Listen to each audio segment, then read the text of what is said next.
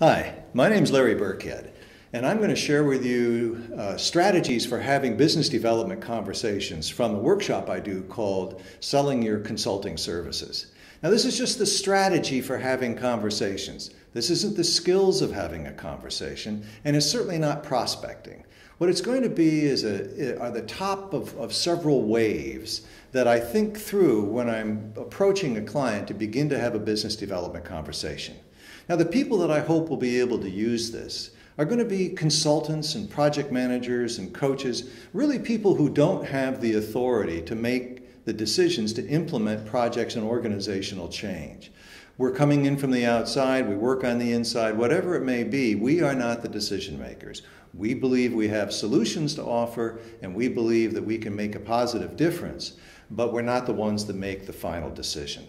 So I'm going to offer this with the consultant and project manager in mind. Now, they might be outside the organization, such as I am. I work independently and come into organizations and try and offer solutions to people that make sense. But it also will make a lot of sense for people who work inside the organization, who have an idea, who have what they think is a really good solution to a need the company has, but need to get the funding and support from people up the chain. Now, I'm also hoping that people that are new to the field, who've just gotten a degree or who have just come into the field of organization change or perhaps project management, because they'll soon find that there's a lot of competition for even the best of ideas. So sooner or later, people new to the field are going to have to be persuasive and understand what it takes to be persuasive and be able to think through the strategy of persuading people that do have the decision-making authority and the funding.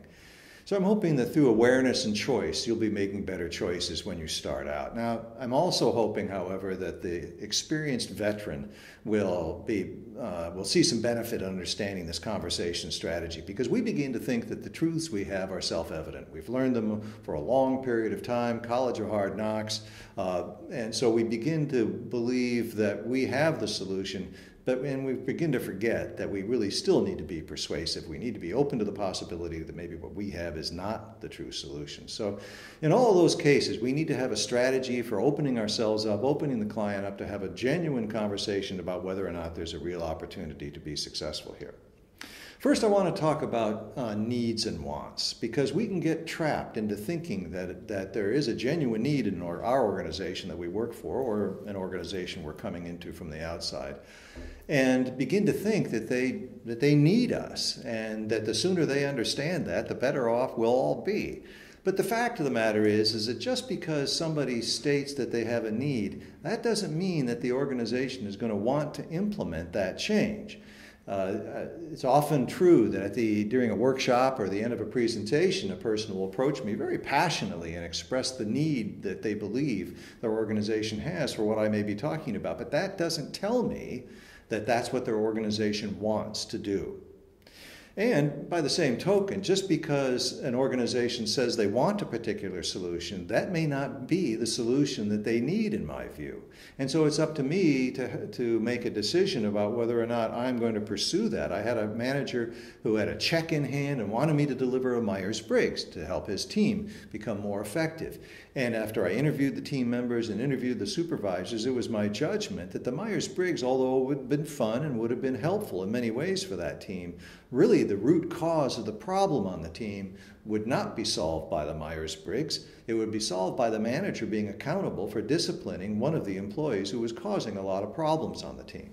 So the manager desperately wanted the Myers-Briggs, but in conversation with everybody on the team, it occurred to me that maybe that's not what they needed. So needs and wants have to be addressed with receptivity and openness and a very low level of assumption. So starting at that point, let's move on to the idea that everything we offer a client we are intending it to be a solution. Everything a client wants to buy is intended to be a solution.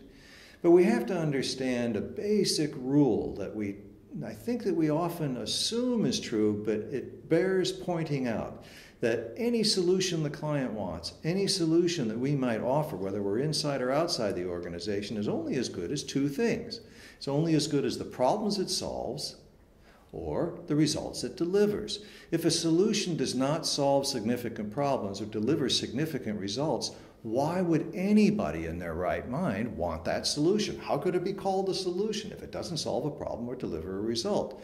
Our job performance should solve a problem or deliver a result. That's why we get paid.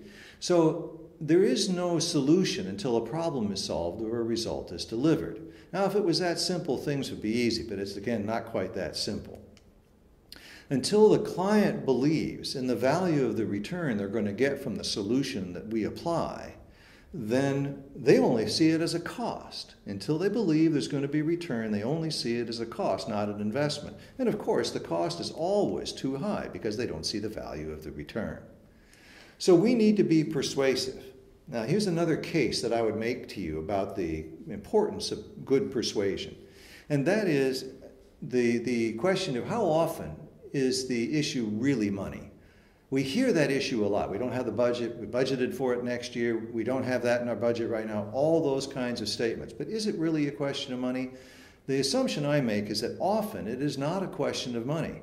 In fact, rarely is it a question of money. My understanding of the way things seem to work is that until the manager, until the decision maker understands that the pain is high enough in their organization, the money won't appear. When they do understand and feel the pain to a sufficient degree, then the money will appear. So in my mind, it's almost never a question of money. It's almost always a question of belief, and therefore we have to be persuasive in order to work with their beliefs. So whether or not that's true, I'll let you think about that, and we can talk about that at some point in the future. But there's 3 steps that I want to offer to you right now as pieces of strategy for the conversation, for having a business development conversation. The first step is trying to decide whether or not we're dealing with a genuine opportunity. So until the client perceives a certain level of pain, there's really no solution that's going to make any difference. I go back to the point I was making, until there's pain, there's no solution. When there is pain, then they go in search of a solution. So that's essentially the first question we need to have in every business development conversation. Is there a genuine opportunity? Now, there may not be sufficient level of understanding of what the pain the organization is feeling in order to expend effort to achieve a solution. If that's not the case, if they don't want to expend the energy because the pain isn't great enough, then it doesn't make any sense for us to carry on a conversation about what solution we may have. Now, maybe they just have a lack of knowledge about their organization. Maybe that's why they don't understand how badly their organization may need a solution that we may have. And finally, they may not have sufficient performance measures in place that'll tell them whether or not they're broke. So there's a lot of reasons why an opportunity may disappear because they do not have the understanding of what the organization is really doing. And if they don't see the pain, then we don't have a solution. That's one reality I think we have to deal with.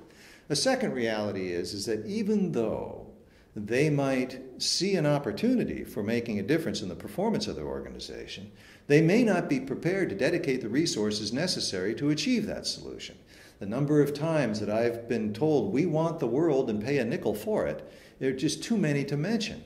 So often what happens is organizations want this big solution with big results that'll turn the organization around, but they've budgeted $10,000 for this big change. So it may be true that they see an opportunity but aren't prepared to dedicate the resources, aren't prepared to dedicate the people and time necessary to achieve that solution. And finally, organizations can be horrible at making decisions.